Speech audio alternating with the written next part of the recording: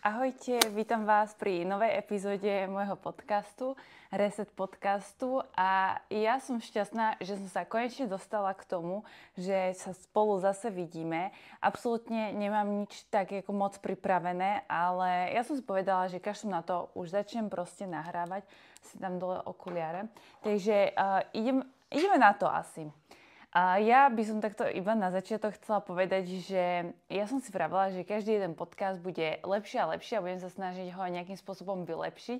A strašne som chcela, že dobrý zvuk, dobrý obraz, aby som ja vyzerala dobre, aby som sa nalíčila, aby to bolo proste všetko tip-top. A toto ma paradoxne vlastne odradzovalo od toho, aby som išla točiť ďalej. Takže aj kvôli tomu nevyšiel jeden podcast, jeden som teda mala dokonca aj natočený, potom som sa rozhodla, že ho nebudem pridávať, pretože sa mi tam v polovičke nenahral zvuk a tak, takže uvidíme, dúfam, že toto sa už naozaj podarí a keď nie, tak ja asi nebudem úplne nutne trvať na tom, aby to bolo dokonalé. Budem sa snažiť každý jeden podcast, aby bol lepší a lepší a proste uvidíme. Každopádne poďme už k téme, pretože neviem, vravala som si, že tak možno na takú prechádzku, aby ste si to vypočuli 30 minút, možno by mohol mať tento podcast, uvidíme, jak sa nám to podarí. Každopádne poďme na to, dobre? Takže dnešný podcast bude o tom, alebo no chápete, proste, kým sa ja k tomu dostanem. Mala som 26 rokov, mám 26 rokov a mala som narodeniny teraz. A viem, že zvyknú baby a všelijaké také youtuberky, podcastérky točiť vždy to číslo, koľko im je rokov, takže napríklad, že by som mala natočiť 26 vecí, ktoré som sa naučila. Lenže ja som zvrávala, že ty kokos vymýšľať 26 vecí a tak neviem proste. Takže som si povedala, že táto epizóda bude o tom, čo som sa naučila za 26 rokov môjho života. Takže poďme na to. Úplne som si to neprichystala, ale napísala som si pár vecí, od ktorých by som sa tak odrazila a ktoré som sa úplne tak ako naučila a robím to inak. Takže úplne prvá a asi najdôležitejšia vec je, že je ok povedať nie. Ja som strašný people pleaser a extrémne sa snažím vyhovieť ostatným a je mi ťažko povedať nie aj na také ako bežné situácie, že keď mi niekto napíše, či nejdeme von, alebo či nejdeme na kávu a mne sa naozaj vôbec nechce, tak väčšinou som zvykla povedať áno, ale potom ako vnútorne som vystresovaná a zistila som, že je vlastne jednoduchšie povedať nie, ako robiť veci, ktoré sama nechceš. Povedala som nie jednému môjmu blízkemu človeku, s ktorým som pravidelne chodila akože na výlety a na dovolenky a vždy tie dovolenky boli o tom, že sa tam proste pracovalo, že sa tam robil content a ja už som bola taká, že strašne veľa mám pocit, že som strašne veľa vecí obetovala tej mojej práci, stále niečo točím, stále niečo fotím a fakt som chcela aspoň jednu jedinú dovolenku s touto osobou mať takú, že nebudeme pracovať a budeme sa venovať iba same sebe, pretože sme sa strašne dlho nevideli, asi rok. A strašne sa mi to ťažko ako písalo, pretože viem, že všetky tie naše dovolenky a výlety boli o tom, že sa tam pracovalo. Viete, ako sa mi uľavilo, keď som konečne povedala nie tomu, čo som nechcela robiť? Viete, ako som to dobre cítila, keď som povedala nie, pretože už viem, ako by to bolo. Proste by som išla na tú dovolenku, absolútne by sa mi nechcelo tam proste točiť, fotiť, bola by som nahnevaná, sklamaná. A všetky tie dovolenky predtým boli o tomto. Takže ja som akože, neviem, že som to tam nechcela tak alebo tak, ale už dlhšie som potom cítila, že toto nie sú dovolenky, ktoré ja chcem akože takto tráviť. Hej. Takže povedala som nie. Skončilo to tak, že tá osoba to zobrala teda v pohode, ale povedala, že na tú dovolenku som teda nepôjde, lebo že ona to bere inak. Reálne niekedy, aj keď to znamená, že povieš nie, pokiaľ znamená to, že povieš nie, že sa rozdelíš s nejakým človekom alebo že proste niečo stratíš, tak v podstate si nič nestratila, pretože je to tá tvoja cesta a je to to, kam máš ísť a budeš sa cítiť v konečnom, možno tu na začiatku bude trošku boleť a budeš smutná a tak, ale v konečnom to bude aj tak akoby najlepší pocit, pretože budeš žiť tak, ako ty chceš a nie tak, ako chcú iní. Takže úprimne ja vám poviem, že mne sa hrozne uľavilo, ako som povedala nie na takúto veľkú vec, lebo tak je to osoba, ktorá je v mojom živote strašne dlho. Ale cítim sa hrozne dobre, že som konečne povedala to, ako to cítim a že to nebolo o tom, že by sme sa na seba nahnevali, alebo alebo čokoľvek takéhoto, ale proste sme si každá povedali, ako to cítime a proste žijeme svoj život ďalej. Takže myslím si, že povedať nie je jedna vec, ktorú by sme sa mali všetci naučiť a keď sa to naučíme, tak uvidíte, že budete šťastnejší, pretože ja som veľký people pleaser, viem, o čom vravím a vždy, keď bola možnosť povedať niekomu áno, tak som mu povedala áno, aj keď som to nechcela. Takže berem to ako veľký úspech a vravím, aj keď to znamená, že možno nejakých ľudí na tejto ceste stratíme, tak je dôležité, aby sme nestratili samých seba, aby sme žili tak, ako to my vnútorne cítime, aby sme žili v súlade sami so sebou, pretože my sme ten človek, ktorý bude sám so sebou najdlhšie a proste záleží najviac na tom, aby sme robili to, čo chceme my. A ďalšia vec, ktorá vlastne asi aj na to nadväzuje, je, že je úplne v poriadku myslieť sama na seba.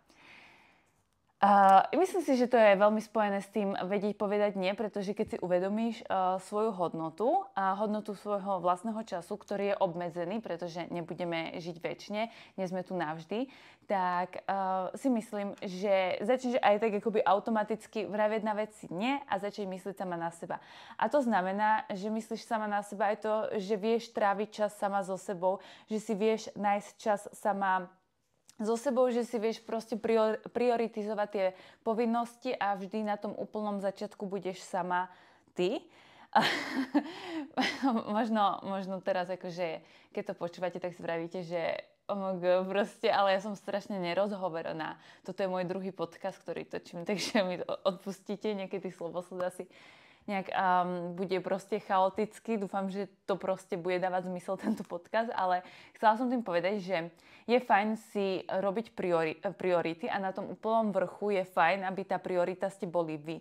To znamená, že napríklad ja, lebo mala som veľmi také akože dark obdobie pred 2 rokmi, kto videl Dead Girl Project na YouTube, tak vie, že ja som proste hrozne zanedbávala samu seba a v podstate to bolo obdobie, kedy som si vravela, Ježiš, prečo práve ja, prečo si tým prechádzam, strašne som pribrala, mala som celkom ako depky, ale nie z toho, že som pribrala, z toho, že som sa cítila hrozne zle.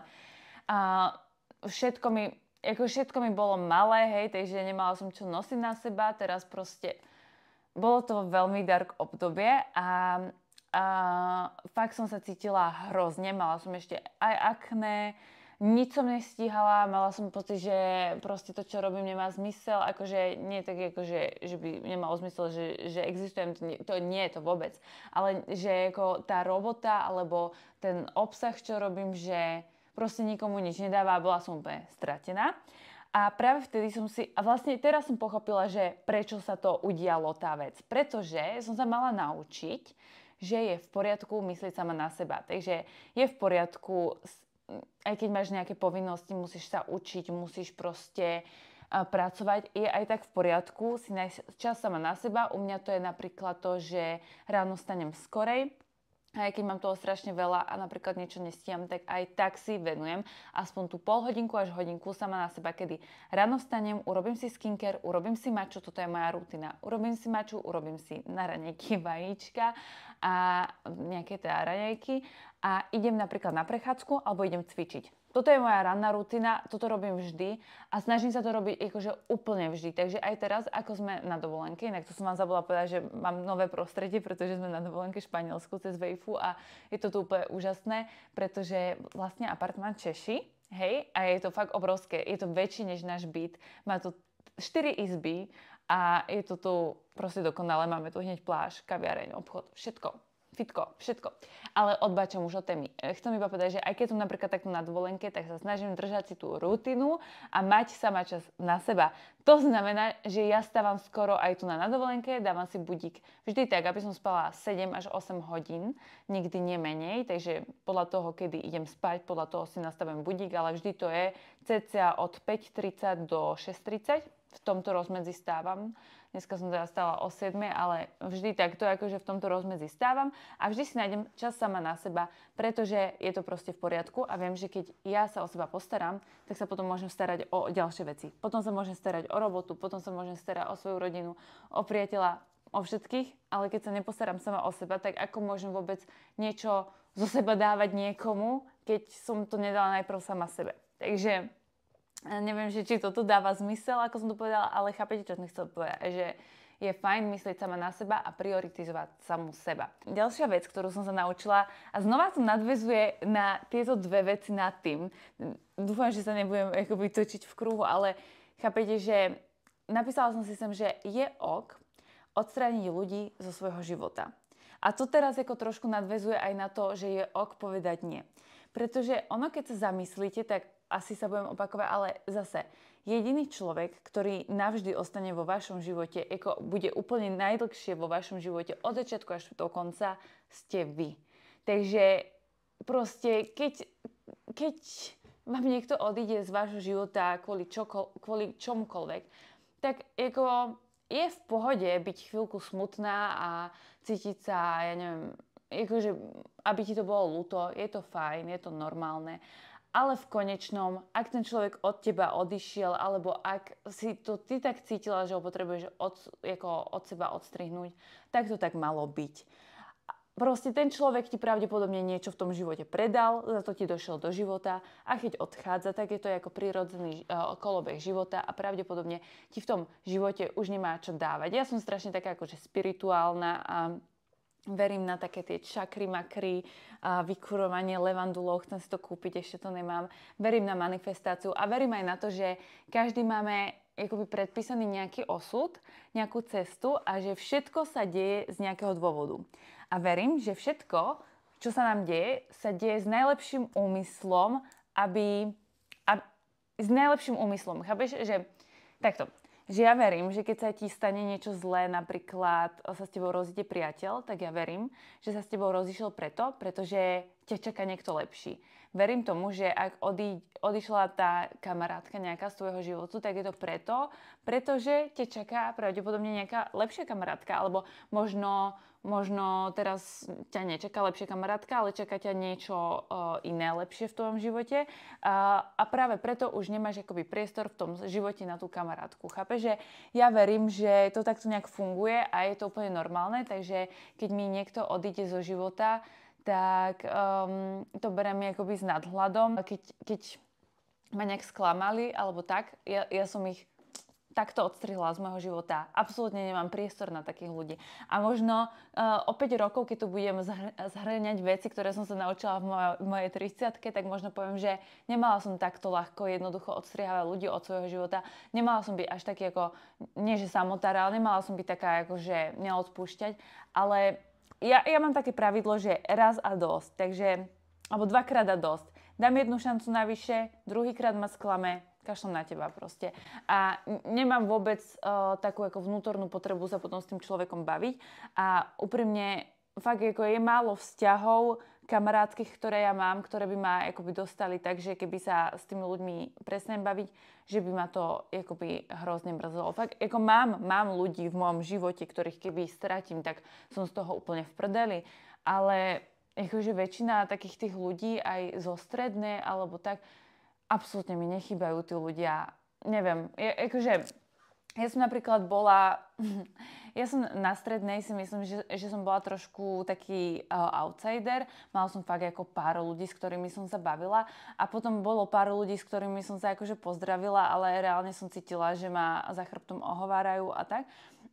A reálne mi absolútne v mojom živote nechýbajú a vôbec neľutujem, že som s nimi vôbec netravila ten čas na tej strednej škole alebo som sa s nimi prestala baviť, pretože na čo sú mi ľudia, ktorí ma potom za chrbtom ohovárajú a na čo sú vám takí ľudia? Proste ak sa bavíte s ľuďmi, ktorí viete, že im nemôžete veriť, tak na čo sú vám vo vašom živote? Tak máte sa vôbec radi, pretože ak sa budete mať naozaj dostatočne radi a budete si vážiť svoj vlastný čas, tak budete vedieť, že vám nestojí za to, aby ste ten čas strávili s takýmito ľuďmi. Ďalšia vec, zase to nadväzuje.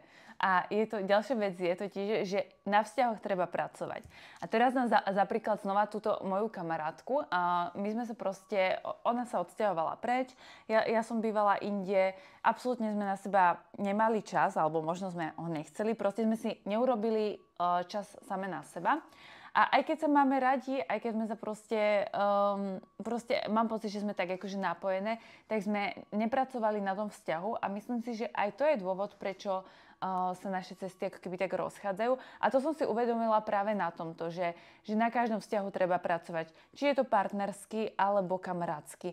Je dôležité, aby ste sa spolu stretávali, aj keď sa vám možno nechce, pretože proste ja vravím, ja mám rada čas sama pre seba, ja som rada sama, ale aj keď sa mi nechce ísť potom s nejakými kamoškami von, alebo tak, ja vždy, keď potom s nimi idem von, ideme na čajík a ja neviem, povieme si, ako sa máme, tak sa potom cítim lepšie, hej? Že keď sú to tí správni ľudia, ktorí proste sa s vami bavia, pretože vás majú radi a poviete si, ako sa máte pri tom čajíku, idete na prechádzku spolu, tak je to zase fajn.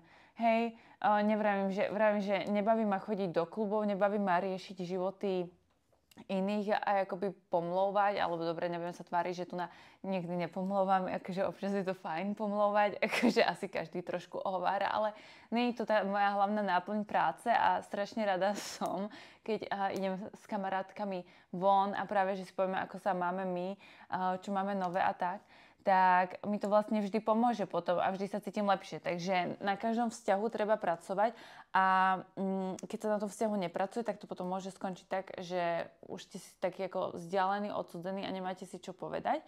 A to myslím teda platí na tie kamarátske vzťahy, no a na tých partnerských vzťahov to podľa mňa platí, že 1000-krát viac. Ja som sa s mojím priateľom, s Ondrom, a vlastne my sme sa raz rozišli a práve vtedy som si uvedomila, že vo vzťahu je strašne dôležité proste na tom pracovať, že to není jednoduché a veľmi dôležitá je komunikácia. Že to není proste tak, že ty nájdeš teraz svojho vysnívaného partnera a povieš si, Ježiš, super, on je dokonalý, všetko je dokonalé. Mne toto, aj keď niekto povie, že Ježiš, ja som si našla partnera a my spolu úplne mečujeme. My proste máme všetko tip-top, všetko, čo on povie, ja viem, proste my sa vôbec nehádame, my sme úplne ako spolu, jak pucla. Zapadáme do seba, jak pucla. Všetko je dokonalé. Ja tomuto neverím.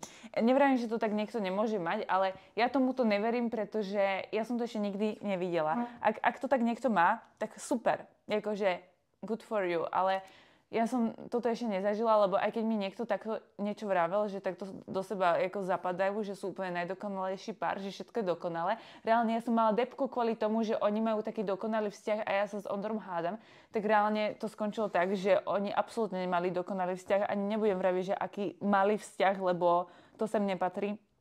A je to akože ich súkromná vec, ale ten vzťah ako veľmi rýchlo skončil a bol viac než katastrofálny. Takže si myslím, že absolútne sa na toto ako nepozerajte. Keď vám niekto vraví, že je všetko dokonalé, tak pravdepodobne to úplne tak dokonalé nebude. A nemusíte mať z toho ako depku, že sa s partnerom možno aj pohádate, lebo reálne si myslím, že to patrí k tomu vzťahu. A akože ja neznášam hádky a stále ma to tak, akože som smutná, keď sa s Ondrom pohádam, ale Ondro je práve ten, ktorý vraví, že ale to je super, že sme sa pohádali, lebo ja to vlastne neberiem ako hádku, povedali sme si to, čo proste sme mali na srdci a ideme ďalej a neriešime. A toto je vlastne to, akože to ma aj on učí, že ako sa vlastne mám, ako to mám brať, lebo je to pravda, keď sa pohádate, poviete si, čo vám vadí na druhom a čo by ste chceli zmeniť a potom, miesto toho, aby ste si to ďalej vyčítali alebo boli z toho smutní, proste OK, ideme ďalej, všetko je v pohode, tak toto sú presne tie hádky, podľa mňa, ktoré posúvajú ten vzťah ďalej. Ak je to potom také akože toxické, že ste jeden na druhého nahnevaní, jeden druhého strácate dôveru, nie ste si už ničím istí a ste vystresovaní, tak takéto hádky sú toxické a samozrejme asi sa stanú niekedy vo vašom živote, ale nemali by byť na pravidelnej báze, ale pokiaľ tie hádky slúžia na to, aby ste si povedali všetko na rovinu a proste pracovali na sebe, tak to sú presne tie hádky, ktoré vo vzťahu ja chcem. Takže myslím si, že to tak funguje a my vlastne, keď sme sa s Ondrom rozišli, tak vlastne ten prvý vzťah, ja to rátam ako dva vzťahy, lebo podľa mňa to nebol ten istý vzťah, chápete? Nechcem ten jeden vzťah, ktorý skončil rozchodom, brať, že to bol jeden vzťah ako so mnou. Takže ja s Ondrom beriem, že sme spolu odtedy, čo sme sa dali druhýkrát dokopy. Každopádne ten prvýkrát, čo sme boli spolu, tak my sme sa vôbec nehádali. Ale viete, jak to bolo? Počkajte, ja sa napijem ešte. Viete, ako to bolo? To bolo reálne tak, že mne vadili veci, A ja som mu tie veci nepovedala a ja som mala vo vnútri v sebe taký úplne stres. Mňa vždy, keď mám stres, tak ma tak začnú páliť na rukách, keby klby. Vždy som to mala, keď proste niečo urobil, čo sa mi nepáčilo, alebo niečo povedal, alebo som sa chcela len niečo spýtať, ja neviem, cinkla mu správa, tak som sa chcela spýtať, kto ti píše, pretože ma to zaujíma, pretože proste, ja neviem, proste chcem mať 100% dôveru. A nespýtala som sa to, lebo som si povedala, ježiš, čo si bude o mne myslieť, že som nejaká žiarlivka, tak sa o to nespýta. A potom sa to nabaluje a zistíte, že vôbec nie ste k sebe úprimní, že ani jeden druhého vôbec nepoznáte. Takže tak to proste nejde. Takže my si s Ondrom fakt ako vravíme veci, mali sme aj nejaké krízy, boli obdobie, kedy som si vravila, ako byť vo vzťahu je fakt ťažké, na tom treba fakt pracovať.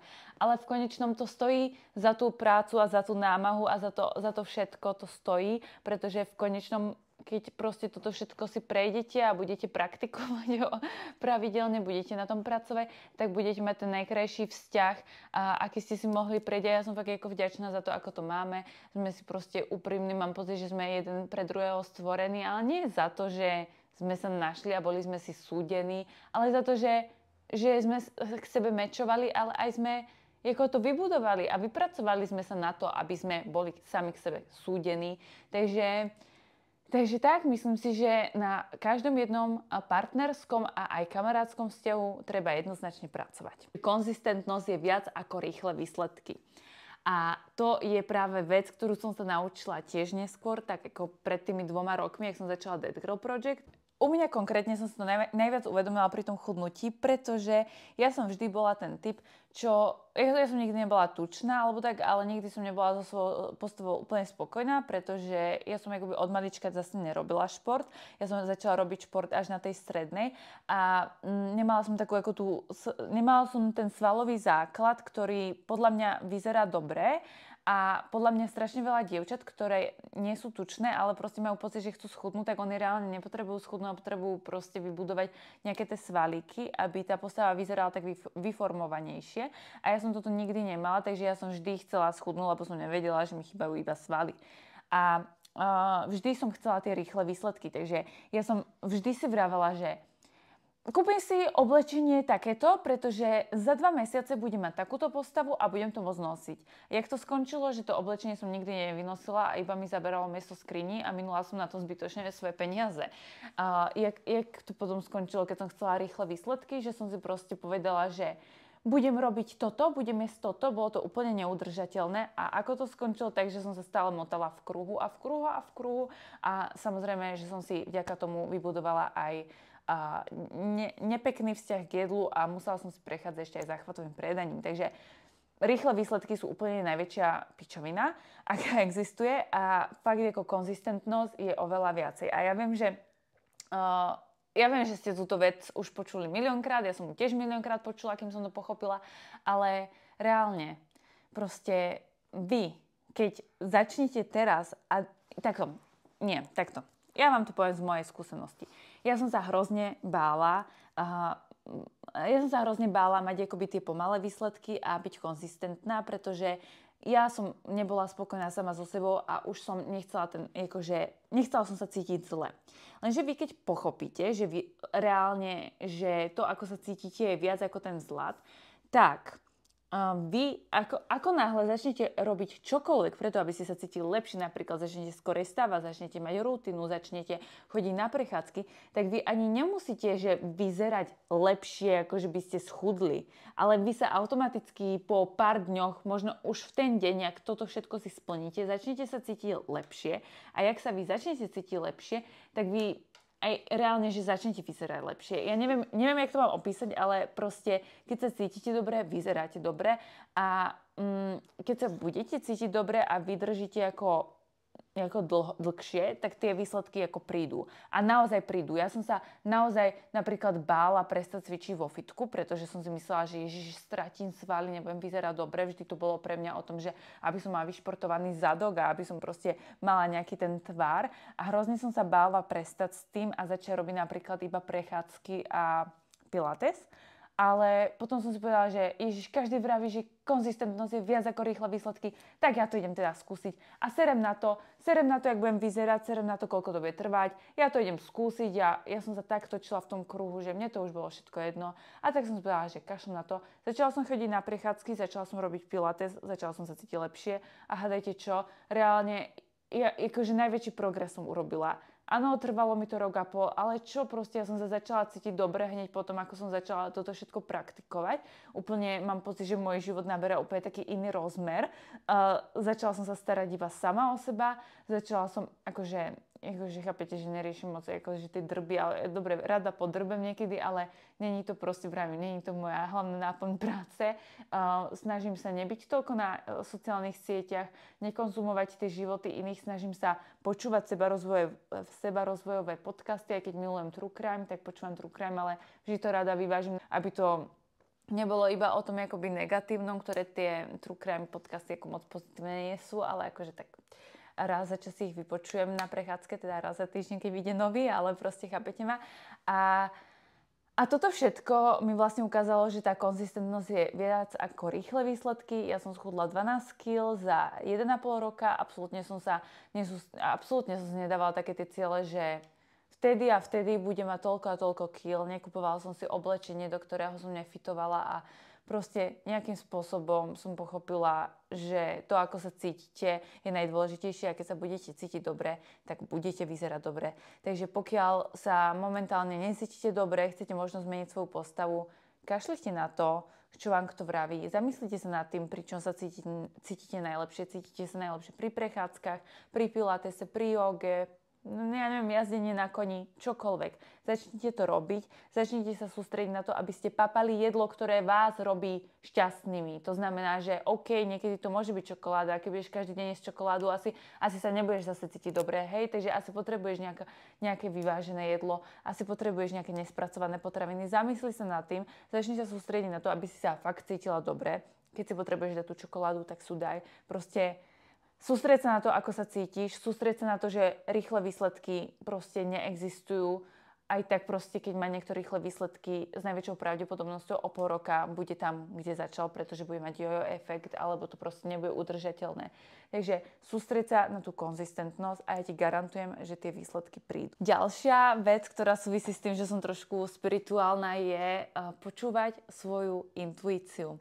A ľudia, ja mám tak silnú intuíciu, akože to je neskutočné a ja si myslím, že vy máte tiež. Možno niekomu dojde, že nemá tú intuíciu, ale ja si myslím, že to je tým, že akože sa tak akoby úplne nestará o seba, že není v takom tom súznení sám so sebou, ale keď sa začneš sústrediť na to, aby si robila ten sebarozvoj, venovala čas sama sebe, tak podľa mňa začneš cítiť aj tú intuíciu. Ja viem, že toto je strašne ako také spirituálne, ale podľa mňa ten vnútorný hlas má každý z nás a naozaj to funguje. Napríklad, ja vám poviem úplne, že random vec, ktorá sa mi stala v Miláne, ale to je fakt ako že what? Že hej, toto asi akože, počúvajte, my sme boli normálne, že to nebolo v Miláne, my sme boli v Toskánsku, v Taliansku a išiel okolo mňa taký ako pán a ja som išla vlastne ku zastávke autobusovej a ja som si tam sadla, už ma boleli nohy a bola tam tak akože zábradlie, tak som si tam tak ako sadla na to zábradlie a ten pán prišiel tak ako, že dosť blízko ku mne a narušil mi taký ten môj osobný priestor. Chápete, že potrebujete mať aspoň pár centimetrov, aby od vás ľudia boli, lebo keď vám naruší ten osobný priestor, tak vám to není príjemné, hej. Takže trošku mi narušil ten osobný priestor a mala som z neho taký ako zvláštny pocit, hej. Ale neriešila som to, odišla som od neho, išla som späť k Ondrovi a chill. A išli sme proste do MHDčka, sme nastúpili a ja som sa pozerala na toho pána, ale to nebolo, že vedome by som sa tak ako nad tým zamyslela. A tak podvedomí mi došlo, že som si vravala, že ty kokos, mám telefón a Ondra mal v ruke telefón a že dávaj si pozor na veci. Len tak ma to proste, ale že ma to tak ako napadlo, keď som sa pozerala na toho pána, nie? A proste, ale tak ako podvedome, nie vedome. A potom Ondrová babička tam ako sedela niekde v tom MHDčku a keď sme vystúpili, tak vravela, že ten pán, ktorý mi akože tak podvedome vôbec nesedel, že to bol kapsár, že šahal ľuďom do kaps, chápeš? Takže som si povedala, wow, to je moja intuícia. Proste ja som vedela, že s ním je niečo špatne bez toho, aby som reálne vedela, že s ním je niečo špatne. Takže ja mám fakt takúto silnú intuíciu a to platí aj na to, že napríklad keď mne sa to stáva hrozne často s maminou, že ja na ňu myslím a ona mi práve volá. To sa mi stáva akože fakt pravidelne. Alebo reálne mne sa toto stalo s Ondrom, ale to je úplne, že what? Že my sme sa rozišli a my sme mali akože sme sa rozišli a jak sme sa rozišli, tak Ondra si zrušil Instagram. To bolo fakt ako hrozne dávno a zrušil si sociálne siete, lebo nechcel na nich tráviť veľa času. Ale akože sme boli rozídení, ale tak ja som to zistila, lebo som zistila, že proste nemá Instagram, hej. A my sme boli od seba asi 7 mesiacov a jedného dňa som sa tak zobudila s tým, že mne sa snívalo, že Ondra mal späť Instagram, my sme stále neboli spolu a že si založil Instagram a snívalo sa mi, že mal riflovú bundu, červenú šiltovku a nejakého malého psíka, ktorého držal takto ako pred sebou. A tí, čo no to je jedno, že proste pred sebou držal psíka. Pre tých, čo počúvate akože Spotify, že nevidíte YouTube. Mne sa toto snívalo a ja som sa ráno zobudila a ja som povedala, ty bogo, sníval sa mi úplne crazy sen, že on mal Instagram, ale taký úplne že živý sen, hej. A vrajím, že to je sranda, že? A proste som sa zobudila a tak som povedala, vieš čo, tak ja si to idem pozrieť na ten Instagram, že to by bola sranda, keby to bola pravda, nie? Ja som išla na ten Instagram, zadala som tam jeho meno, on mal Instagram a mal tam presne tú fotku s tým psom, ktorú ja som absolútne nevedela proste. Ja som absolútne netušila, že on má psa. Ja som absolútne netušila, že má Instagram. Proste takto som bola prepojená a mne sa sníval sen, ktorý reálne, že bola skutočnosť, ale akože to je bizar, že ešte aj s tou fotkou, chápeš, že aj to oblečenie, akože extrém. Takže to som si povedala, že wow, ja mám asi fakt akože silnú, ja neviem, či to je zrovna taká intuícia, ale že mám akože takéto silné to spirituálne cítenie, alebo neviem, jak to nazvať. A napríklad tá intuícia, no, akože ja ju veľmi počúvam. Napríklad som mala intuíciu, že nechcem ísť na vysokú školu, ako pokračovať na magistra, takže som nepokračovala. A hádajte čo, stalo sa to, že reálne potom mi došlo toľko pracovných príležitostí, že vlastne bolo super, že som na tú výšku nešla, na toho magistra, pretože ma čakali iné veci. Ale teraz nevravím, že nemáte študovať vysokú školu, ale chápete, že máte počúvať svoju intuíciu. Veľakrát sa mi stane, že mám pocit, že nikam nemám ísť, že to nebude dobré a proste tak tam nejdem, pretože niekedy, keď som mala pocit, že niekam akože nemám ísť a išla som tam, tak som sa tam nakoniec necítila vôbec dobre a aj tak to bolo o ničom. Takže ja takto akoby počúvam svoju intuíciu a keď niečo cítim, tak to proste tak robím. A napríklad túto svoju intuíciu som mala aj v tom, že keď sme sa s Ondrom rozišli, tak som tak intuitívne ale cítila, že ja s ním chcem byť, že je to ten akoby pravý alebo tak, takže ja som potom, aj keď to bolo hrozne nepríjemné, tak viete, aké to je proste, keď sa s niekým rozídete, potom mu písať a potom sa dávať dokopy a teraz dať dole ego, že vlastne sme sa rozišli, ale ja ťa stále milujem, tak je to také, že musíš niekedy odhodiť to ego, ale počúvať tú intuíciu a ísť si za ňou a ja na toto veľmi verím. Takže pokiaľ máš nejakú intuíciu, tak si za ňou choď, pretože ja neviem, ja na to hrozne verím. Tak, ďalšia vec je romantizuj si svoj život. To je niečo, čo som sa naučila možno posledný pol rok a pomohlo mi v tom skore stávanie paradoxne, pretože ja som vždy stávala akože tak, že alebo vždy, keď som bola malá, tak som nebola taký ten spáč, že ak niektoré deti spávali do 12, tak ja vždy som tak ako okolo 7 vždy vstala, ale potom na vysokej sa mi ten režim nejak pokazil, pretože som mala všelijak tie prednášky, takže som to prispôsobila tomu, hrozne som ponocovala aj do 3 rána a vravala som si, že som asi nočná sova, lebo ja akože som aj taká, že kreatívnejšia cez večer a noc a tak som si tak vravela, že je fajn, že chodím neskoro spať a akože neskoro vstávam, lenže Ondra zase, on je zase taký, že on potrebuje večer spať, s ním sa nedá už ani porozprávať večer, lebo on už je hotový. A ráno zase skorej vstáva. Takže ja som si povedala, že bože, ale keď chceme spolu žiť, máme malý byt, proste chceme mať čas na seba, tak musíme mať rovnaký alebo podobný režim. Takže ja som si to prispôsobila jemu a dokonca som si začala dávať budík, že o pol hodinu skorej než on. A zistila som, že mi to vlastne hrozne sedí, že ráno vstanem, urobím si tú maču, dám si tie vankušiky pod oči, to si dávam každé ráno. Mne to tak hrozne pomáha a úplne si to tak ako romantizujem ten život a je to fakt super. Tak a už sa mi prehriala kamera a budem musieť za chvíľku končiť, lebo mám už iba 6% baterky. Ale toto je posledná vec, ktorú som vám chcela povedať a to je práve to, že strašne veľa ľudí si romantizuje ten život iba vtedy, keď sú na tých dovolenkách, lenže na dovolenky chodíme raz za čas, na dovolenky nechodíme väčšine.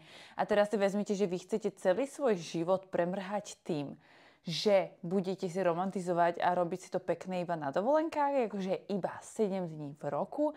Takže toto ja som sa naučila a začala som si romantizovať napríklad, že každé ročné obdobie. Je to strašná akože blbosť, maličkosť v úvodzovkách, ale ja som nemala rada jeseň, som bola taká, že jeseň, bože, proste už nie je teplo, leto, teraz to mega romantizujem.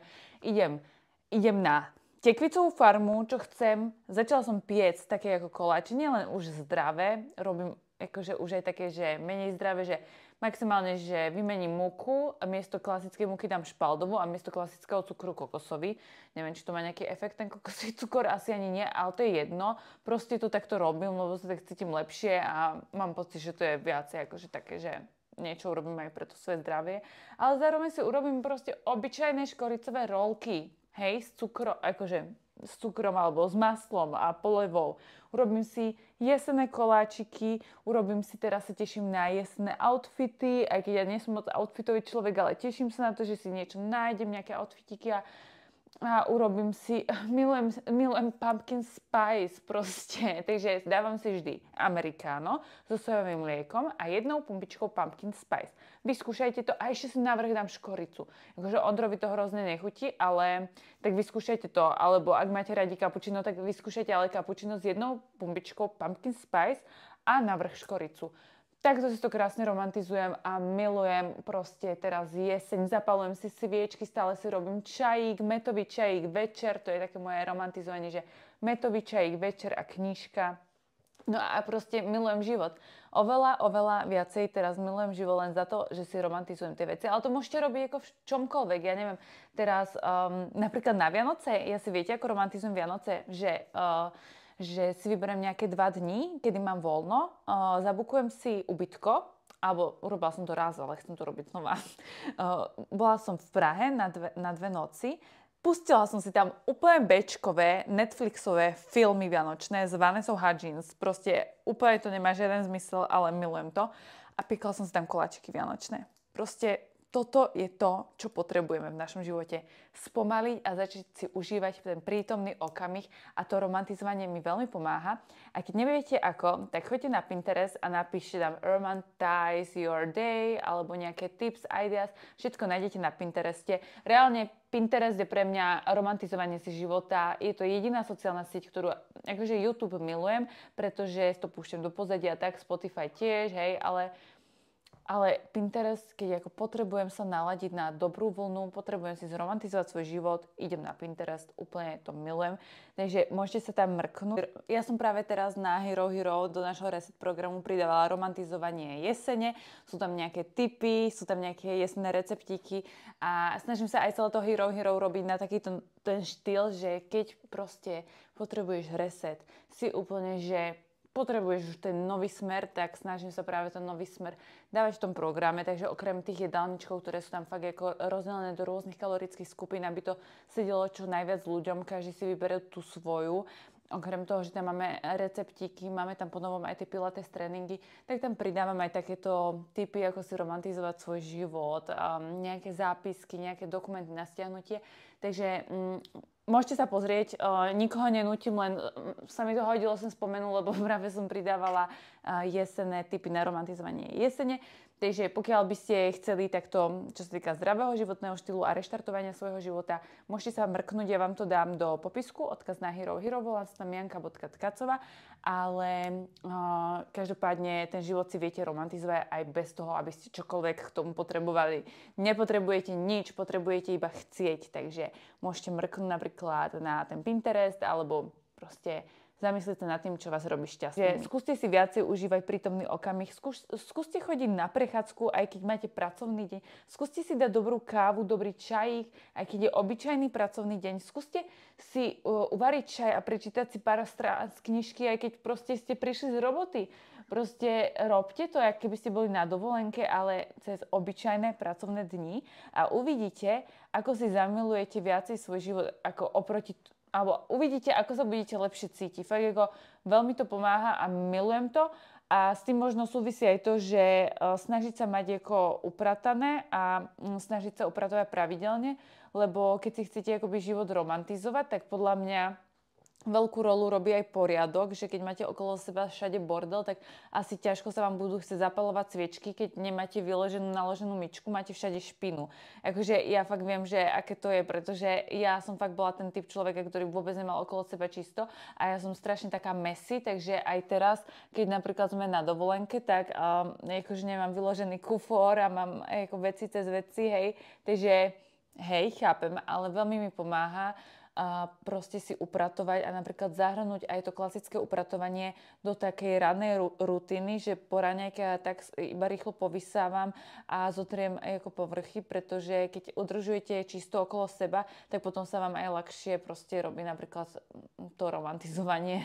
Takže to asi tak trošku súvisí. Ja mám ešte nejaké ďalšie veci, ale už mi končí baterka a už rozprávam strašne dlho, takže ja si myslím, že tu by som to už utla. Kľudne si môžeme dať nejaký podobný podcast na budúce. Ja budem strašne rada, ak mi dáte vedieť, či vás to bavilo, či vás bavia takéto podcasty, možno čo by si chceli počuť na budúce. Ja vám veľmi rada natočím niečo, akože aj kľudne na to, čo vy mi napíšete, lebo proste beriem to tak, že sa akoby spolu rozprávame a keď ja tu rozprávam hodinu, tak vy kľudne mi porozprávajte do komentáru, nech to máme vzájomné, nech to není monológ a budem sa tešiť na budúce. Dúfam, že ste si užili prechádzku, upratovanie, čokoľvek ste robili a ahoj!